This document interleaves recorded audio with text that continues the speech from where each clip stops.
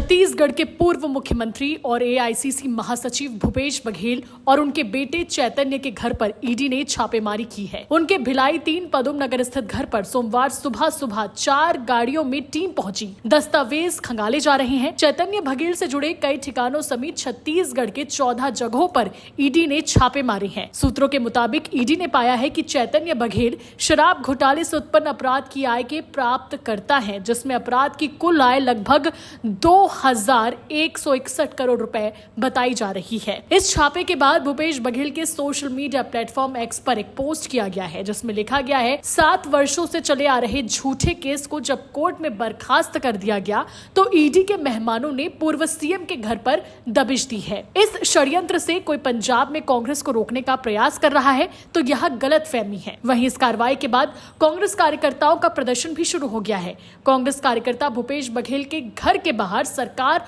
और ईडी के खिलाफ जमकर नारेबाजी कर रहे हैं। इस दौरान पुलिस और कार्यकर्ताओं के बीच जमकर झूमा झटकी भी देखने को मिली। बताया जा रहा है कि छापा शराब घोटाले से जुड़े मनी लॉन्ड्रिंग पर पड़ा है। साथ ही ये कार्रवाई कोल लेवी और महादेव सट्टा ऐप से भी जुड़ी हो सकती है। इसके अलावा भिलाई के नेहरू नगर में मनोज राजपूत, चरोदा में अभिषेक ठाकुर और संदीप सिंह, कमल अग्रवाल, दुर्ग सहेली ज्वेलर्स के मालिक सुनील अग्रवाल और बिल्डर अजय चौहान के यहां भी ईडी की कार्रवाई इस वक्त चल रही है। Bureau report, CG Bhaskar.